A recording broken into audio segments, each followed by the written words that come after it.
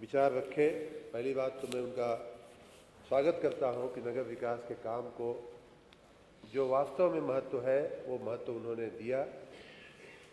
साथ ही मैं इस सदन के मार्फत, आपके मार्फत माननीय अध्यक्ष जी, प्रदेश की जनता को ये भी बताना चाहूँगा कि पिछले वर्षों में उत्तर प्रदेश के नगर विकास के कार्यों में जो कुशलता, जो मैनेजमेंट की प्रतिबद्धता के साथ जो काम किया जा रहा है, पहले अगर आपके समय में हुआ होता तो ये स्थिति नहीं रहती। आज नहीं, हम उदाहरण के साथ बताएंगे। आज मैन, मशीन और मैनेजमेंट तीनों का, मैन, मशीन और मैनेजमेंट तीनों का उच्च उदाहरण प्रस्तुत करते हुए हमारा नगरीय व्यवस्थापन का काम हम लोग कर रहे हैं। टेक्नोलॉजी का उपयोग कर रहे हैं। डेली हम टेक्नोलॉजी के माध्यम से मॉनिटरिंग करते हैं, मैं स्वयं उसमें जुड़ता हूं। और सबसे बड़ी बात कि मैं अपने लगभग 2.5 लाख नगर कर्मियों के परिश्रम और पुरुषार्थ को भी इस सदन के मार्फत मैं उनको धन्यवाद देना चाहूँगा, जिनके पुरुषार्थ के चलते हमारे नगर रोज स्वच्छ दिखते हैं, साफ दिखते हैं और हमारा आपका नगरीय जीवन जो है वो बेहतर होता है। माननीय अध्यक्ष जी, यहाँ चूँकि सफाई की चिंता की गई, लखनऊ सहित पूरे प्रदेश के सफाई की चिंता की गई, तो चूँकि लखनऊ की विशेष रूप से माननीय रविदास मेहता जी ने बात कही, तो मैं पिछली बार भी मैंने कहा था कि आप लखनऊ को थोड़ा एक दूसरे चश्मे से देखिए ना। आपका लखनऊ पूरे देश में, माननीय अध्यक्ष जी, पूरे देश में 4,000-5,000 नगरों का सर्वेक्षण हुआ। अभी 6 महीने पहले उसका रिजल्ट आया और पूरे देश में हम सब के लिए गर्व की बात है कि लखनऊ जो है तीसरे नंबर का सबसे स्वच्छतम शहर बनकर के गया। आपके, मैं अभी माननीय नीरज बोरा जी से पूछ रहा था कि घैला जो है कहाँ आता है, कि मतलब किस माननीय विधायक के क्षेत्र में आता है। थोड़ा वहाँ बाउंड्री का मामला है, इसलिए मुझे थोड़ा संशय था। तो उन्होंने कहा कि सपा के माननीय विधायक जी के, अरमान जी के क्षेत्र में आता है। जब माननीय प्रधानमंत्री जी ने घैला में 7 लाख टन आपका इकट्ठा हुआ कूड़ा साफ करके घैला में राष्ट्रीय प्रेरणा स्थल हम लोगों ने बनाया है, उसको आप देखने तो जाइए कम से कम, और देख करके उस प्रेरणा स्थल पे गर्व करिए कि यहाँ, जहाँ की आदमी तो छोड़िए, जानवर भी खड़ा होना नहीं पसंद करता था, ऐसी जगह पर माननीय प्रधानमंत्री जी आकर के 3 हमारे महामानवों के नाम पर बने हुए प्रेरणा स्थल का उद्घाटन करते हैं। और इतना ही नहीं, माननीय प्रधानमंत्री जी ने अपने भाषण में इस बात का माननीय अध्यक्ष जी जिक्र किया था कि इस जगह पे जहां आज हम खड़े हैं, प्रेरणा स्थल बना है, वहां 7 लाख टन कूड़े का ढेर था, उसे साफ करके नगर निगम ने ठीक किया है। शिवरी में इसी तरह से आपका छोड़ा हुआ 20 लाख टन कूड़ा हमने साफ किया है। आपकी 4 सरकारों के द्वारा छोड़ा हुआ कूड़ा जो है हमने साफ किया है। 20 लाख टन वहाँ पड़ा हुआ था, उसमें से 17.5 लाख मीट्रिक टन हमने प्रोसेस कर दिया, साफ कर दिया, और बाकी कुछ ही दिनों में हम उसका नेस्तनाबूद भी कर देंगे। आपकी जानकारी के लिए, लखनऊ प्रदेश का तो है ही, देश का शायद एक ऐसा नगर बना है माननीय अध्यक्ष जी कि जहाँ 2100 मीट्रिक टन जो रोज का कूड़ा निकलता है वो रोज का रोज प्रोसेस हो रहा है, और इस तरह से जीरो वेस्ट नगर जो है आपका लखनऊ बन करके उभरा है। आप यहाँ जो प्रोसेस हो रहा है, जो कूड़ा आपका छोड़ा हुआ कूड़ा जो प्रोसेस करके हम लोग उसमें से बहुमूल्य चीजें बना रहे हैं, उन्हीं में से बहुमूल्य चीजों में से जो है हमारा उत्तर प्रदेश दर्शन पार्क बना हुआ है। जा करके कभी समय मिले तो अवश्य देख करके आइएगा। इतना ही नहीं माननीय अध्यक्ष जी, मैं ये भी बताना चाहूँगा कि ओवरऑल जो राज्य की अगर हम बात करें तो लखनऊ की पहले बात कर लो। आपका फैजुल्लाहगंज का नाला अभी माननीय नीरज बोरा जी बैठे होंगे, बताएंगे कितनी ऐतिहासिक समस्या थी फैजुल्लाहगंज के लोगों की।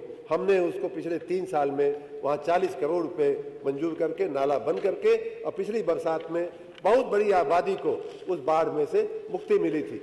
आप जहाँ बैठे हुए इस विधानसभा के प्रांगण में घुटने भर पानी होता था। हम जब यहाँ आए, पहली या दूसरी बरसात थी, पत्रकारों ने हमको रोक लिया, मंत्री जी ये क्या? हमने उसका स्टडी किया, स्टडी करने के बाद व्यवस्थाएं की गई, और आज पिछली बरसात जिस दिन रात में यहाँ सभा चल रही थी उस दिन रात में मूसलाधार बरसात हुई और 1 इंच पानी इस प्रांगण में नहीं आ रहा था। तो ये बातें आपको स्वीकार करनी चाहिए। नजर दोष है तो उसको ठीक कर लीजिए।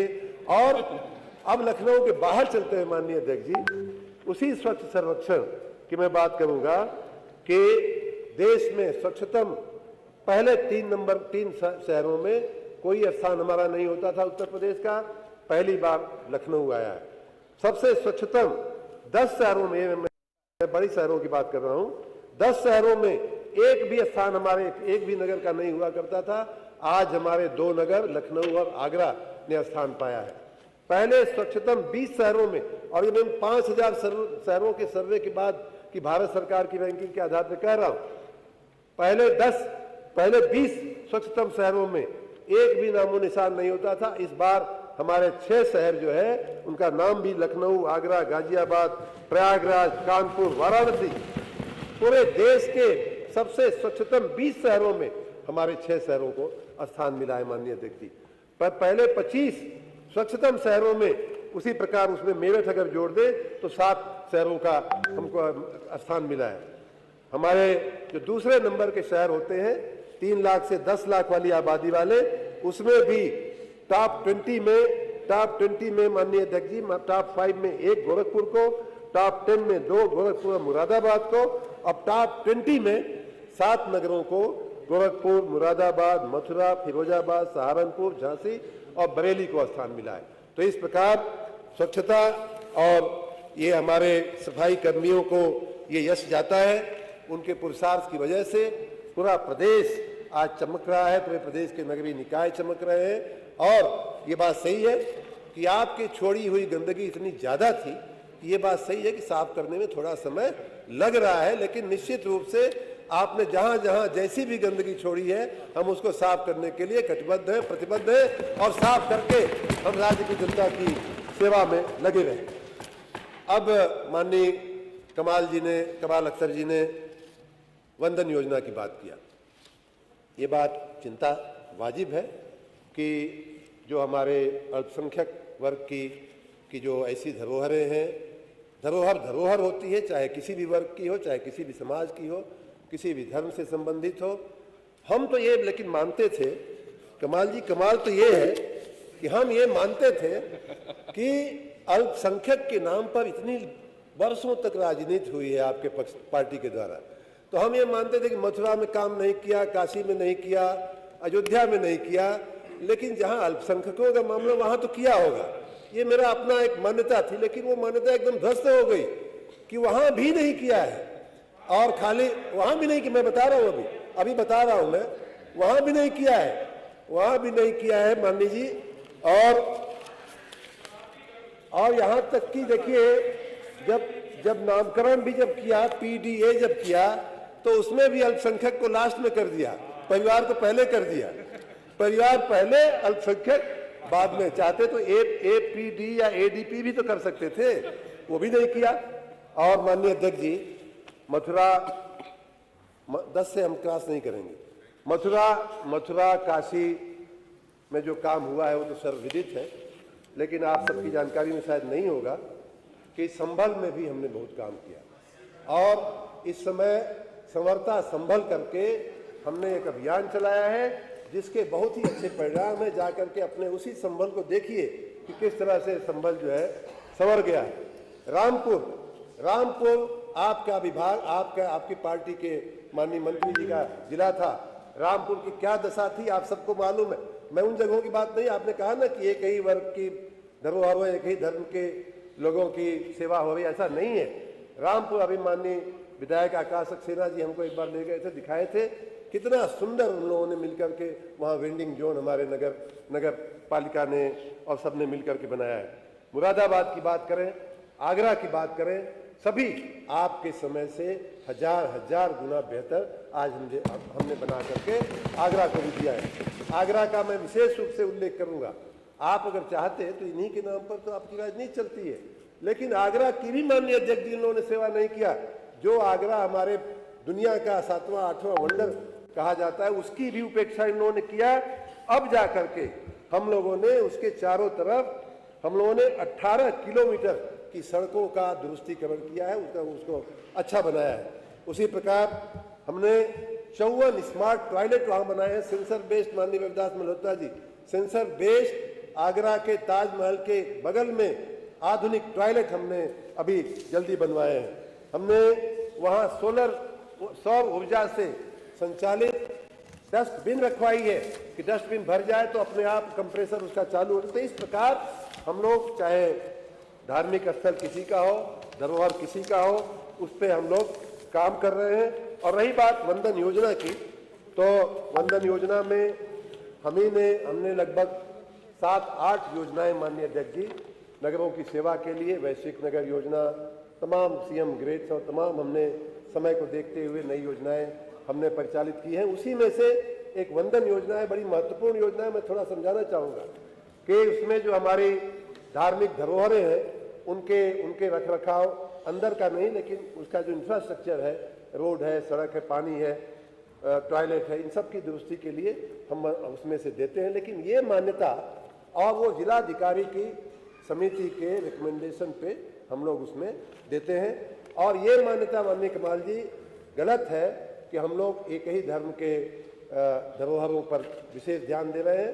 आप स्वतंत्र हैं, डीएम के यहाँ अपना प्रस्ताव भेजिए, आएगा तो हम अवश्य उस पर विचार करेंगे। उदाहरण के रूप में मैं बताना चाहूँगा कि ये एक नैरेटिव देखिए कि अल्पसंख्यकों के लिए नहीं हो रहा है, नहीं हो रहा। अरे आपने पहली बात तो आपने कुछ नहीं किया।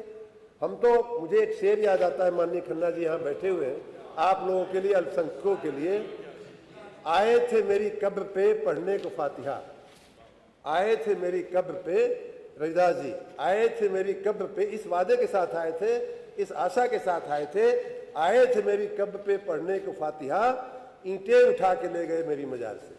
आप लोगों ने तो अल्पसंख्यकों की मजारों से, माननीय मंत्री जी, आपने 10 बोले तो मैंने 12। धन्यवाद मंत्री जी। और हमने जो किया है, मैंने आगे भी लेना है, मैंने आगे डिस्कशन कराना है, प्लीज। हमने जो किया है, आपने 10 मिनट बोला, आपने कहा क्रॉस नहीं करोगे। माननीय अध्यक्ष जी, छोटा सा उदाहरण। हाँ, माननीय अध्यक्ष जी, आप उसको ना मेरे को आगे भी लेना। आधा मिनट माननीय अध्यक्ष जी, हमने जो तथाकथित जो इनके मन में शंका है, उस शंका के निवारण के लिए मैं कह रहा हूं, नगर पालिका परिषद औरैया में हमने शहीद पार्क का नवीनीकरण के लिए भी वंदन योजना में से मंजूरी दिया है, जिसमें स्वतंत्रता के 1857 से लेकर के हाल तक के क्या उसमें उल्लेख है।